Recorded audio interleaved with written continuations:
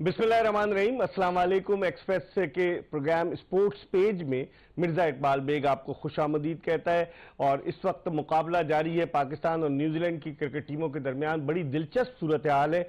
छठे ओवर में न्यूजीलैंड ने 1 विकेट के नुकसान पर 47 रन बनाए। उसे 15 ओवर्स में 138 रन का टारगेट मिला है। जिस अंदाज से कीवी बैट्समैन बैटिंग कर रहे हैं, लग यही रहा है कि कीवी टीम फतह के ताक़ुब में और कोशिश कर रही है कि किसी तरीके से इस हदफ को अबूर किया जाए। अब देखते हैं कि कब बैड लाइट की वजह से अंपायर ऑफर करते हैं बैट्समैनों को, और यकीनन बैट्समैन इस ऑफर को कबूल नहीं करेंगे क्योंकि उन्हें इस टेस्ट मैच को जीतना है न्यूजीलैंड को। और न्यूजीलैंड की जो बैटिंग हो रही है, यकीनन उन्होंने डोमिनेट किया इस टेस्ट मैच को। इस कराची टेस्ट के हवाले से हम बात करेंगे और हमारे साथ स्टूडियो में मौजूद हैं पाकिस्तान के साबिक टेस्ट क्रिकेटर, कौमी सिलेक्शन कमेटी के साबिक चेयरमैन इकबाल कासिम, जो नेशनल बैंक के शोबे स्पोर्ट्स के सरबराह भी एक तवील अरसे तक रहे और नेशनल बैंक की क्रिकेट टीम भी कामयाबियां अपने दामन में समेटती रही। अब देखते हैं कि कामरान खालिद साहब आए हैं, क्या टीम रिवाइव होती है? नहीं, एक प्रेस कॉन्फ्रेंस में मैंने जब उनसे सवाल किया तो उन्होंने कोई जवाब नहीं दिया, लेकिन हो सकता है कि अब चूंकि इदारों के हवाले से हुकूमत की हिदायत आए तो हो सकता है नेशनल बैंक की टीम जो है उसको रिवाइव किया जाए। इस दौरान जब मैं आपसे बात कर रहा हूं, जिस तरह की बैटिंग कर रहे टॉम लेथम, उन्होंने छक्का लगाया और उनके साथ है डेवन कॉनवे। डेवन कॉनवे जो है वो साउथ अफ्रीका में पैदा हुए, जोहानिसबर्ग में, और वो बड़ी जारहाना बैटिंग करते हैं और उन्होंने अपने टेस्ट कैरियर के पहले मैच में डबल सेंचुरी स्कोर की थी लॉर्ड्स में, डेवन कॉनवे ने। तो अब मैच बड़ा दिलचस्प है। इकबाल कासिम से हम गुफ्तगू के सिलसिले का आगाज करते हैं, क्योंकि अगर हम आपको पैकेज दिखाएंगे तो हमने पैकेज थोड़ी देर पहले बनाया था जिसमें हम इस बात की तवक्को कर रहे थे कि शायद ये मैच ड्रॉ हो जाए, लेकिन इकबाल कासिम से गुफ्तगू के सिलसिले का आगाज करते हैं। इकबाल भाई, बड़ी दिलचस्प सूरत हाल, T20 मैच बन गया है, छठे ओवर का खेल जारी है और 54 रन वो बना चुके हैं और 9 ओवर अभी बाकी है, 138 रन का टारगेट है। क्या देखते हैं आप, कैसे? आई थिंक न्यूजीलैंड को एज है, बैटिंग कर रहे हैं और T20 का स्टाइल पे वो बैटिंग करेंगे और मेरा ख्याल है कि इसकी अब जरूरत नहीं थी। अगर डिक्लेयर और क्या इतना मैच जब इस पोजीशन में आ गया, क्या जीतना चाह रहे थे Babar Azam? I have no idea कि क्या 15 ओवर में ऑल आउट तो नहीं कर सकते थे वो? नहीं, मतलब ये कि कोई वजह नहीं समझ में आ रही थी बात। सेफ्टी वाला काम जब आपने खेल ही लिया था और अच्छा ही खेला था, या तो पहले से तेज खेलते और कुछ 200, 250, 300 का टारगेट देते और फिर करते तो अलग बात थी। मगर ये समझ से बाहर है डिक्लेरेशन। तो अब जिस तरीके की सूरत हाल है इकबाल भाई के 55 रन, एक खिलाड़ी आउट, और आप देखें कि अब 7 ओवर्स का खेल मुकम्मल हुआ है, 8 ओवर अभी भी बाकी हैं, तो आप समझते हैं अंधेरा सा हो रहा है। मुझे दिसंबर 2020 का कराची टेस्ट याद आ गया जो इंग्लैंड के खिलाफ था, दिसंबर 2000 का, जिसमें पाकिस्तान हार गया था 6 विकेटों से। ग्राम थॉप ने बड़ी जबरदस्त बैटिंग की थी, उसने निस सेंचुरी बनाई थी। आप अंपायर ने जो है बेल्स उड़ा दिए क्योंकि बैड लाइट हो गई और पाकिस्तान ने फास्ट बॉलर लगाए थे, इसलिए ये टेस्ट मैच जो है वो ड्रॉ हो गया। इकबाल भाई, क्या कहेंगे इस टेस्ट मैच के हवाले से? अगर मैं आपसे देखिए, ये तो वो कंटिन्यूटी है जो पिछले जो मैचेस हुए हैं, 4 मैच हारे हैं। वो विकेट जो था, जितने भी विकेटें बनी है तीनों मैच के लिए, वो कोई वैसी विकेटें नहीं थी कि जिसमें कोई फैसला। अच्छा, दिलचस्प बात है, दोबारा शुरू हो गया है। बैट्समैनों ने जो है वो कहा कि वो खेलना चाहते हैं, जो आप कह रहे थे। मेरा तो ये ख्याल था कि बैट्समैन तो अभी खेल रहे थे कि उनको कोई प्रॉब्लम नहीं है। जब तक उनकी 2-3 विकेटें नहीं गिरेंगी वो बंद नहीं करेंगे, वो तो खेलेंगे, अंधेरे में भी खेलेंगे। लाइट टावर्स ऑन हो गए ना इकबाल भाई, ये उनको एडवांटेज होगा। ये रूल्स में है कि आधा घंटा ही मेरा ख्याल है वो खेल होगा। तो इसका मतलब है उनके लिए थोड़ा सा एडवांटेज है अगर वो मारधार शुरू कर दें। वो डेफिनेटली एडवांटेज है, वो जाएंगे जीतने के लिए। अगर 2-3 विकेटें गिर गई, देखा गेम ये ऐसी चीजों में चेंज होता है।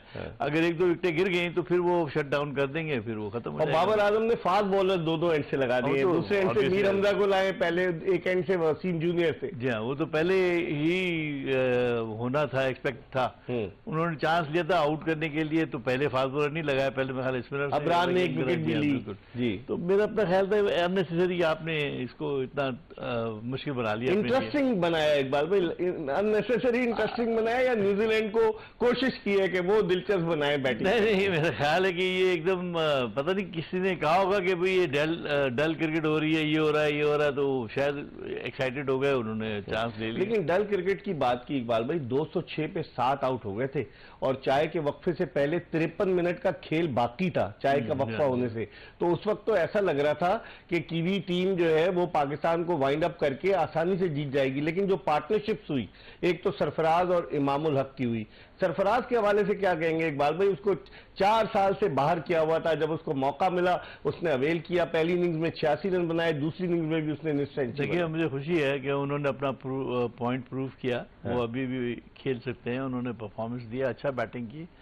और विकेट कीपिंग में थोड़े से लैप्सेस हुए उनसे। डेफिनेट देखिए, एक तो वो 4 साल बाद काफी अर्से बात कर रहे हैं, बट चले पार्ट ऑफ द टीम तो बन गए। अब आई होप कि वो कंटिन्यू करेंगे, ट्रेनिंग व्रेनिंग करेंगे तो, और फिर वो रिजवान के साथ। क्या माजी में दोनों एक साथ नहीं खेल सकते थे इकबाल भाई?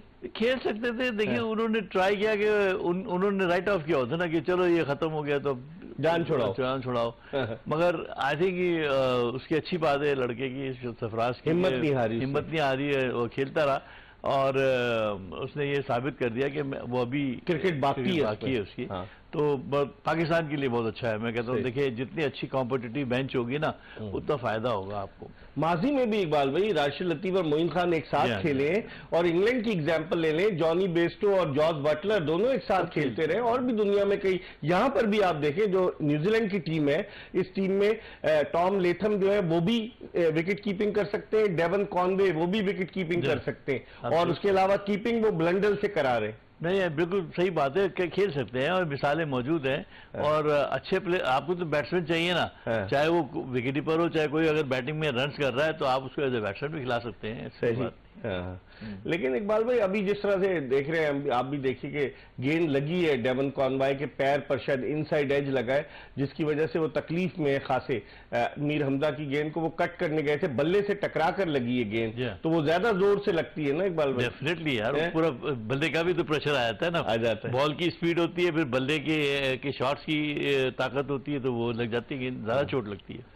और जिस तरीके की सूरत हाल है कि अंधेरे में मैच हो रहा है, और कीवी ने हिम्मत नहीं आ रही, कीवी टीम ने इकबाल भाई देखिए ट्राई कर रहे हैं। 138 का टारगेट है, तकरीबन 7। उनको नजर तो आ रहा है ना कि अगर कुछ नहीं, हमने तो हारना नहीं है, हम तो किसी को भी शट डाउन कर देंगे, तो अगर ट्राई करें, हाँ फाइट करना। इस टेस्ट मैच में जिस तरीके से पाकिस्तान की जो बॉलिंग है, क्योंकि आपने 171 टेस्ट विकेट लिए, स्पिनर्स को क्या हो गया इकबाल भाई? अबरार ने पहले आते हुए 11 और 6 17 विकेटें ली 2 टेस्ट मैचेस में इंग्लैंड के खिलाफ, फिर उसके बाद उनको लगता है रन्स उन्होंने बहुत दिए, 5 विकेटें नहीं पहली इनिंग्स में, दूसरी इनिंग्स में 1 विकेट, समझते हैं कि उन पे काम किया है दूसरी टीम के?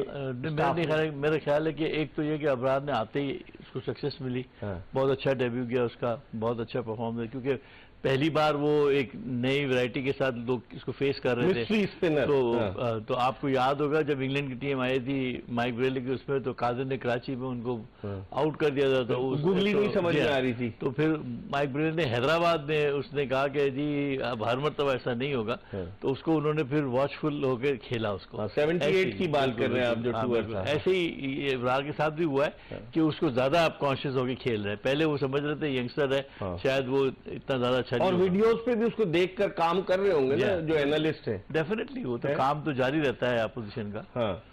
तो मेरे अपने हिसाब से अबरार गुड फाइंड है, अच्छा बॉलर है, और अगर इसको तरीके से इसको अभी और भी इसकी लर्निंग होनी है, ठीक हो जाएगा मैचेस के साथ और भी। और नोमान अली के बारे में क्या कहेंगे इकबाल भाई? 34 साल के हैं, और कोई हमारे नोमान तो फिल इन द गैप है, आपको लेफ्ट आर्म स्पिनर एक अच्छा ढूंढना पड़ेगा। एक अंडर 19 का लड़का था, एक टेस्ट मैच खिला दिया था इन्होंने ऑस्ट्रेलिया में कहीं किसी जगह पर, वो जफर गौहर, न्यूजीलैंड के गौहर, आप मुझे याद है इकबाल भाई 100%। आप वो उसके पास स्पिन भी है, उससे बैटिंग करवा दी थी, उसने रन्स कर दिए वजह में, उसके पास स्पिन भी है, उसको क्रिटिसाइज जबरदस्ती का कर रहे थे, हालांकि उसके पास बॉल बैटिंग भी कर सकता है, स्पिन भी कर सकता है, स्लाइड दे रहा था वहां। उसको टेस्ट मैच के लिए तैयार करना चाहिए, उसको लेके आए वापस। ऐसे यंगस्टर्स को एकदम छोड़ देना बुरी बात है। हमारी गुफ्तगू का सिलसिला इकबाल कासिम से जारी रहेगा। न्यूजीलैंड ने 60 रन बनाए, 1 विकेट के नुकसान पर, 138 रन का टारगेट है। हम एक ब्रेक ले रहे हैं, और ब्रेक के बाद जब वापस आएंगे मैच की ताजा तरीन सूरत हाल भी आपको बताएंगे, और इकबाल कासिम से डिस्कस भी करेंगे। हमारा इंतजार कीजिएगा।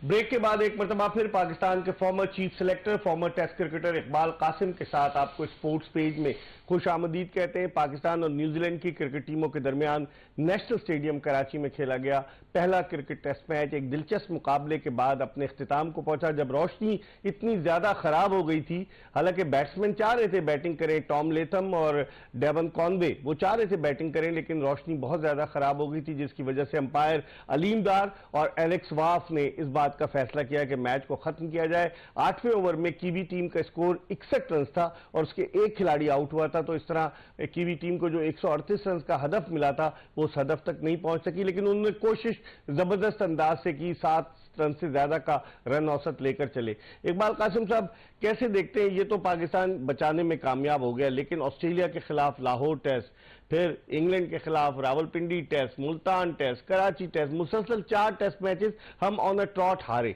आप कैसे देखते हैं क्या, और ये 70 साल तारीख में पहला मौका था पाकिस्तान जब से टेस्ट क्रिकेट 1952 से खेल रहा है कि अपनी होम सीरीज होम सरजमीन पर 4 टेस्ट मैच हारे। आज भी रिकॉर्ड बन सकता था, लेकिन पार्टनरशिप बड़ी जबरदस्त हुई।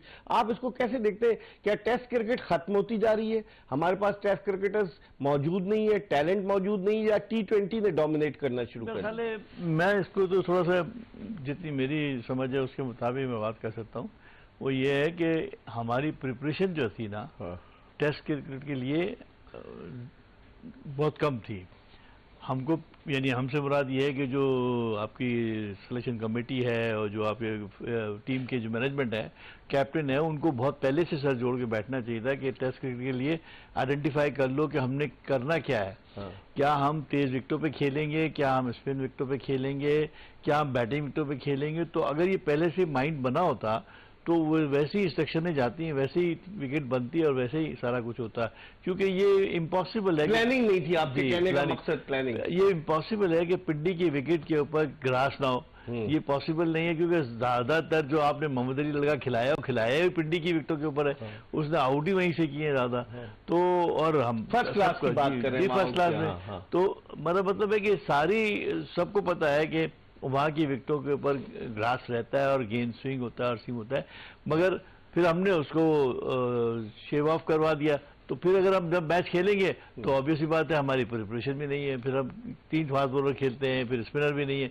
तो मेरा मकसद है प्लानिंग का तो फुकदान था जो था, बाकी प्लेयरों का ये है कि कुछ बहुत सारे प्लेयर नए, उनके T20 के ज्यादातर नहीं लगे इकबाल भाई आपको, जैसे मोहम्मद नवाज, वसीम जूनियर, ज्यादातर प्लेयर्स T20 के हैं जो T20 खेलते हैं। हाँ, जो हर फॉर्मेट में अभी खेल रहे हैं ना, अभी अब इनको चाहिए कि इसको सेग्रीगेट करें। टेस्ट टीम के लिए जो लोग हैं उनको अलग, मतलब आपकी राय ये है कि टेस्ट की अलग होनी चाहिए, T20 की अलग होनी चाहिए, या आप समझते हैं कि एक ही फॉर्मेट के लिए तीनों टीमें होनी चाहिए? मैं तो स्टिल बिलीव करता हूँ कि 3 फॉर्मेट के लिए 3 टीमें होनी चाहिए, मगर कुछ प्लेयर ऐसे होंगे जो कॉमन फैक्टर होंगे जिनको आप T20 से वनडे में भी खिला सकते हैं, और कुछ ऐसे होंगे जो वनडे से टेस्ट मैच में खिला सकते हैं। तो ये आपको आइडेंटिफाई करना पड़ेगा कि वो कितने हैं, 3-4 हर टीम में होंगे। बाकी जो है ना, बाकी जो रेस्ट ऑफ द प्लेयर्स हैं उनको इधर उधर नहीं करें, उनको फिर एक ही उसमें रहने दें जो है। हाँ, लेकिन कप्तान अलग होने चाहिए कि नहीं, क्योंकि दुनिया में अब आ गया है इकबाल भाई, कप्तान देखे जैसे न्यूजीलैंड में केन विलियमसन जो है वो T20 वनडे में कप्तानी करेगा, टिम साउदी इधर कप्तानी करेगा। ऑस्ट्रेलिया को देख लें कि ऑस्ट्रेलिया में पैट कमिंस कप्तानी अलग कर रहे हैं और T20 में अलग कोई कप्तान है। मेरी राय यह है कि T20 का कैप्टन बिल्कुल अलग होना चाहिए। अच्छा, वनडे वर्जन लंबा होता है और टेस्ट मैच होता है, उसका एक कप्तान हो वो ज्यादा बेहतर होता है। और उसमें T20 में क्योंकि आपको बिल्कुल 20 ओवर के अंदर सारे फैसले करने होते हैं, तो आप वो कर सकते हैं, या आप T20 और वनडे को एक कर लें और टेस्ट मैच को अलग कर दें, ये आपके ऊपर। लेकिन 2 कप्तान जरूर होने चाहिए, 2 होने चाहिए आपकी राय में।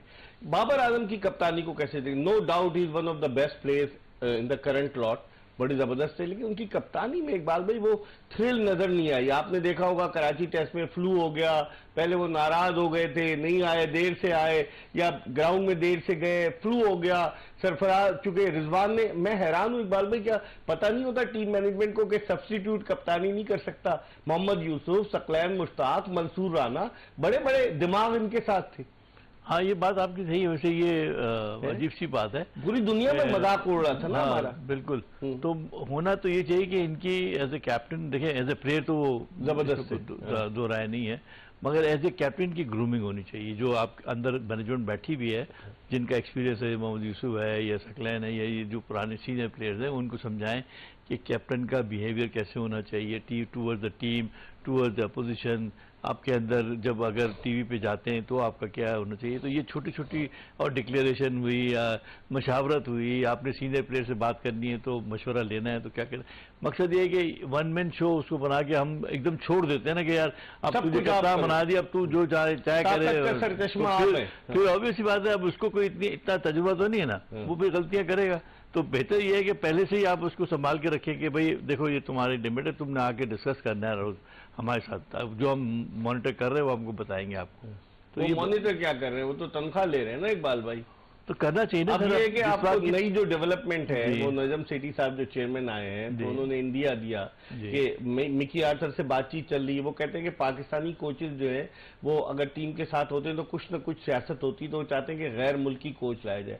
आप इस बात से कितना इत्तेफाक करेंगे? मिकी आर्थर पहले भी रहे हैं कोच, जेफ लॉसन का कॉन्ट्रैक्ट हमने खत्म कर दिया था, रिचर्ड पाइबर्स पाकिस्तानी टीम के कोच रहे, बॉब बुलमर पाकिस्तानी टीम के कोच रहे, गैर मुल्कियों की मैं बात कर रहा हूँ। और आप क्या कहेंगे, आपकी क्या राय है इस हवाले से? मेरी जाती राय तो देखिए ये है कि लोकल होनी चाहिए। जितने भी मैंने कोचेस देखे हैं, हाँ। वो ये सारे आजमाए हुए हैं। मिकी आर्थर पहले आगे चला गया, वॉटमोर पहले आगे आया, बहुत सारे लोग आए गए। उससे हमारे को इम्पैक्ट क्या पड़ना है? मेरी तो समझ में ये बात नहीं है। हाँ, उससे इतना जरूर होता है, मोटिवेशन होती है, अदर टीम्स को आप के बारे में मालूमात आपको मिल जाती हैं थोड़ी बहुत।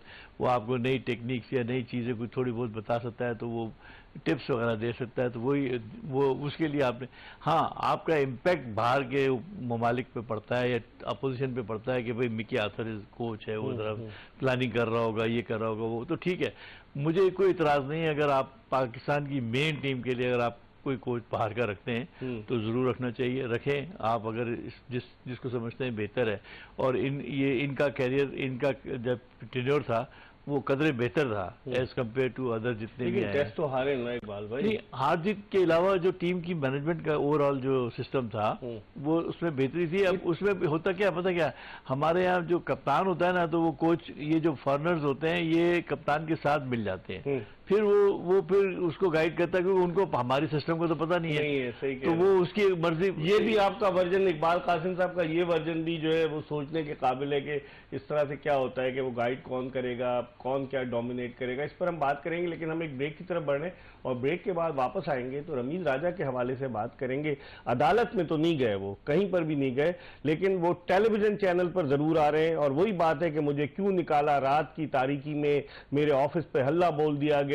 बहुत ज्यादा दिल बर्दाश्ता है रमीज राजा, लेकिन उनका जो रवैया था 13 सितंबर 2021 में पीसीबी के चेयरमैन बनने के बाद से, गालिबन उस रवैये की वजह से उन्हें कुछ ज्यादा पजीराई नहीं मिल रही। इस पर हम बात करेंगे एक ब्रेक के बाद, कहीं जाएगा नहीं, हमारा इंतजार कीजिएगा।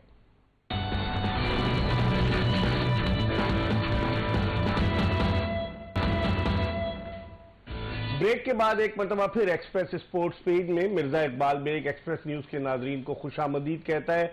और हम बात कर रहे हैं, इकबाल कासिम हमारे साथ मौजूद है, फॉर्मर टेस्ट क्रिकेटर, उनसे हम बात कर रहे हैं। और हम बात कर रहे थे पहले तो कराची टेस्ट के हवाले से जो आज हार जीत के फैसले के बगैर खत्म हुआ। दूसरा टेस्ट मैच 3 जनवरी से यही नेशनल स्टेडियम कराची में शुरू होगा और उसके बाद 9, 11 और 13 जनवरी को 3 वनडे इंटरनेशनल मैचेस यही नेशनल स्टेडियम कराची में खेले जाएंगे, डे एंड नाइट होंगे। और टेस्ट मैचेस में तो कोई टिकट नहीं मांग रहा था, लेकिन वनडे के टिकट्स के लिए जो बेचारे जो खरीद नहीं सकते, वो तो नहीं, जो खरीद सकते हैं वो भी टिकट्स की डिमांड कर रहे हैं। ये भी बड़ी दिलचस्प बात है। लेकिन हम थोड़ी सी बात करते हैं रमीज राजा के हवाले से। इकबाल भाई, रमीज राजा ने आपसे कांटेक्ट किया था, वो तो आपके साथ खेले हुए थे जब 84 में उन्होंने डेब्यू किया। आप तो उससे पहले माशाल्लाह 76 में 8 साल पहले आप आए थे। आप देखते हैं उनका जो लोग कहते हैं कि टेस्ट क्रिकेटर्स के साथ उनका इंटरेक्शन इतना अच्छा नहीं था, कोई कांटेक्ट नहीं था। हाँ। उन्होंने जब उन्होंने यहाँ पर मीटिंग कॉल की थी 5 स्टार होटल में, जो दाएं बाएं उनके साथ किसी से फोन करवाया था कि जी चेयरमैन साहब किसी से आप तो सीनियर थे ना, खुद नहीं कर सकते तो इसीलिए फिर हमने कहा मैं तो नहीं जाता। आपको पता है बाइज्जत तरीके से आदमी जहाँ भी लो, जान भी ले लो, कोई बात नहीं। लेकिन जो लोग बेरोजगार होते हैं वो बरसरे रोजगार आने के लिए इस तरह के हरबे इस्तेमाल करते हैं। वो असल में बेचारे क्या करें, अभी उनका भी कसूर नहीं है, लेकिन क्या भाई उन्होंने बुलाया, शायद वो चाहते हो कि मिल जाए कोई जॉब वॉब, तो अब हर एक की नीड होती है, आप नीड के मुताबिक। लेकिन उनके ग्रुप फोटो में एक साहब ऐसे भी मौजूद थे जो रेस कोर्स में रेस पे पैसे लगाते हैं, उनके साथ अलाइड बैंक में खेलते थे, वो भी ड्यूबियस कैरेक्टर थे, लोगों को कहते थे कि मैं आपको जॉब दिलवा दूंगा। चले उसको छोड़ते हैं, लेकिन इकबाल भाई आप बताएं, रमीज राजा का 1 साल 3 माह और 9 दिन का टेन्योर कैसा आपको लगा? देखिए टेन्योर में तो कोई बल्कि यही था कि वो मुस्तहकम अपने आप को कर रहे थे। उन्होंने बहुत सारे ऐसे काम किए जो अपने आप को उन्होंने मुस्तहकम करने की कोशिश, क्रिकेट को मुस्तहकम नहीं कर रहे थे, मुस्तहकम नहीं किया उन्होंने पहला फैसला जो किया JPL का, जूनियर लीग का, उसमें करोड़ों का नुकसान हो गया। वो तो कोई समझ से बाहर है, मेरी समझ में नहीं आती कि ये इसकी क्या जरूरत पेश आ गई थी, क्योंकि डोमेस्टिक क्रिकेट तो ऑलरेडी बेहाल है। आप पहले उसको ठीक करो यार, छोटे बच्चों को इन्वेस्टमेंट कर रहे थे ऊपर, वो ठीक था, करो जो समझ में आती है बात। मगर ये तो टोटली मेरी मतलब मैं इसको अप्रूव नहीं करता हूँ, तो मुझे वो फैसला पसंद नहीं आया, नंबर 1। नंबर 2 ये कि दूसरा फैसला इनका था कि वो 6 टीमें जो थी सो कॉल्ड एसोसिएशन की थी, 3.5 साल में उसका कोई वजूद ही नहीं था, ना वजूद रहा, ना कोई एसोसिएशन का कुछ नहीं हुआ। उनके नाम पर लोगों को अपॉइंट करके तनख्वाहें दे रहे हैं कि भाई उसको उधर का सेक्रेटरी बना दिया किताबों पे, उसको उधर का दिया, वो करते रहे, चले खैर कोई बात नहीं, वो भी चले, कोई मसला नहीं है, क्रिकेटर भाई को नौकरी मिली वो भी मसला है। मगर वो जो 6 बाहर से जो 4-5 बाहर से जो इम्पोर्टेड कोच है जो एसोसिएशनों के लिए है, ये भी हैरत की बात है। वो तो मैं हैरान हूँ कि उसका कानो खान खबर भी नहीं हुई, या हो सकता है मुझे नहीं पता, लोगों को बाद में पता चला कि इंग्लिश अच्छी बोलते थे, पता नहीं चलता था कि वो गोरे लोगों से ज्यादा मुतासिर थे। ठीक है कोई बात नहीं, चलो अगर आप समझते थे कि आपने इनोवेशन करना था और आप एकदम ये बेसिकली ये इनका लाने का जो प्रोजेक्शन था, तो वो तो रमीज को ही मिल रहा था ना। पाकिस्तान की पब्लिक रिलेशनिंग और ज्यादा पाकिस्तान को इससे कोई बेनिफिट नहीं हो रहा था।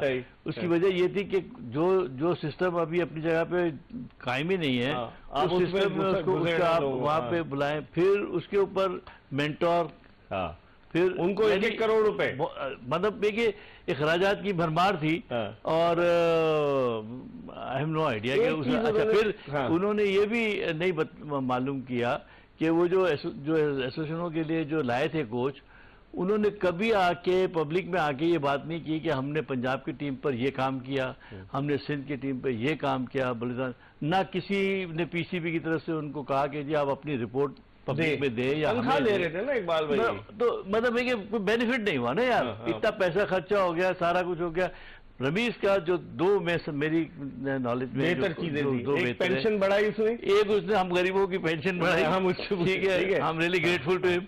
अच्छा दूसरा उसने जो उसका जो PR था वो उसने डेफिनेटली पाकिस्तान के, लेकिन इकबाल भाई PCB का प्रेस रिलीज आया कि ये सारी चीजें तो पहले हो रही थी, न्यूजीलैंड का दौरा और इंग्लैंड का दौरा। हमें तो हमारे पास तो नॉलेज जो हम देख रहे थे, PCB ने रिबटल दिया उन्होंने, हो सकता है फिर अंदर चल रहा हो, पीछे से चल रहा हो, मुझे नहीं मालूम इसका, लेकिन जो उसके अलावा उन्होंने तो बेड़ा गर्क किया ना इकबाल भाई। मतलब डोमेस्टिक क्रिकेट कहाँ गई? हम समझ रहे थे रमीज राजा लाहौर से खेले, एक बैंक से खेले, PNSC से खेले, हम समझ रहे थे वो बेहतर करेंगे, कहाँ गई वो? वही तो मैं कह रहा हूँ कि वो उसने अभी वो तवज्जो उस तरफ दी ही नहीं ना, वो ज्यादातर तवज्जो इसी तरफ लगी है। 3 साल का टेन्योर है, गिला कर रहे थे कि 3 साल पहले मुझे क्यों निकाला। अब वो क्यों निकाला तो यार माजी में भी ऐसा होता रहता है, ऐसा होता रहा है, ये तो नहीं कि आप आए। देखे ना अभी खान साहब की हुकूमत है तो सेठी साहब ने दिया ना रिजाइन, वो देखे चले गए, चाहे वो टेन्योर पूरा हुआ या नहीं हुआ। तो ये तो उन्होंने तो कहा था कि जिस दिन खान साहब गए अगले ही दिन मैं रिजाइन कर दूंगा। तो मुझे पता था वो नहीं करेंगे, वो रिजाइन कोई नहीं करता भाई, बहुत अप्रैल से लेकर रिजाइन करने के लिए चाहिए, रिजाइन करने के लिए बहादुरी चाहिए। और लोग पाकिस्तान में आदत नहीं है रिजिग्नेशन को समझने की, वो समझते हैं शायद बुज़दिल है, बुज़दिल कोई नहीं होता। होता ही है अगर आपका किसी बात पे इख्तिलाफ है तो आप रिजाइन कर दें, अगर आप नहीं और इख्तिलाफ नहीं होता तो बाद में ऐसा भी होता है कि भाई अब नई गवर्नमेंट आई है, अपनी टीम बनाएगी, वो अपनी टीम बनाएगी, ऑब्वियसली इससे पहले कि वो आपको कहे आप खुद ही छोड़ दो। लेकिन इन्होंने तो सिफारिश लगा ली थी ना इकबाल भाई, फिर वो अप्रैल से लेकर दिसंबर तक चले गए, तो इख्तिदार को तूल मिला ना उनके, तो कुछ किया क्या इकबाल भाई उन्होंने? सवाल तो ये क्या दी क्या, वो अकाउंटेबिलिटी पीसीबी कर रही है ना, आप देखिए करेगी वो, कुछ ना कुछ देखेगी क्या करेगी। अब सेठी साहब आप क्या समझते हैं, क्योंकि सेठी साहब को माजी के तल्ख तजर्बात है, छाछ फूक फूक कर पीता है दूध का झला, जो है अब सेठी साहब को माजी के तजर्बात से सीखना चाहिए, ऐसे इकदाम करने चाहिए कि उन्होंने कहा कि जो भारी तनख्वाहों पर लोग थे उनको वो फारिग करेंगे। एक डॉक्टर नजीब सुमरो की छुट्टी हो गई, नदीम खान 2 टेस्ट मैच खेले थे, वो director national high performance centre और वो पीसीबी के डायरेक्टर डोमेस्टिक, उनकी छुट्टी हो रही है। बेशुमार लोग जो है इन द पाइपलाइन है, लेकिन सेठी साहब संभल संभल कर कदम रख रहे हैं। तो आप क्या समझते हैं कि वो कहते हैं भारी तनख्वाहें, वाकई में पीसीबी में बहुत भारी तनख्वाहें थी? देखिए मैं थोड़ी सी गुजारिश कर दूं आपको कि लास्ट टेन्योर में से लर्निंग तो हुई होगी डेफिनेटली, उनको बहुत ज्यादा उनकी एडमिनिस्ट्रेटिव कैपेबिलिटी का तो कोई नहीं, पीएसएल उनका बेबी है, अलग दुनिया मुखालफत कर रही पाकिस्तान में बहुत ज्यादा लोग, लेकिन उसके बावजूद कामयाब है, बिल्कुल कामयाब रहे और पहली दफा पाकिस्तान ने ये इंट्रोड्यूस कराया और उसका बेनिफिट हम ले रहे हैं, ठीक है। और इंटरनेशनल 11 भी लाए, पीएसएल का फाइनल 2017 में लाहौर में कराया जब हालात बहुत खराब थे, तो एडमिनिस्ट्रेटिव किया। अब असल प्रॉब्लम पता क्या है, प्रॉब्लम ये किसी भी ऑर्गेनाइजेशन में 2 काम होते हैं, एक होता है एडमिनिस्ट्रेटिव और एक होता है उसकी एक्टिविटी यानी ऑपरेशनल साइड। ठीक, एडमिनिस्ट्रेटिवली तो वो तो उनका काम है कि टीमों को लाना, बात करना, निगोशिएट करना, पीएसएल। दूसरा क्या है इकबाल भाई, फिर मैं क्लोजिंग, दूसरा जो है वो ऑपरेशनल है, जिसमें क्रिकेट का इंफ्रास्ट्रक्चर है, डोमेस्टिक क्रिकेट है, एसोसिएशन के मसाइल हैं, वो सारों पे बाकायदा स्टडी करवाएं, जल्दी नहीं करें, आराम आराम से देखते जाएं और करते। आपसे एक और शो करेंगे, इस पर तफसीली करेंगे। हम इकबाल कासिम हमारे साथ मौजूद थे, इसके साथ ही स्पोर्ट्स पेज की ये एपिसोड अपने इख्तिताम को पहुंची। इंशाल्लाह जिंदगी ने वफा की तो अगले शो में फिर आपकी खिदमत पे हाजिर होंगे। मिर्जा इकबाल बेग और एक्सप्रेस न्यूज की पूरी प्रोडक्शन टीम को इजाजत दीजिए। अल्लाह हाफिज।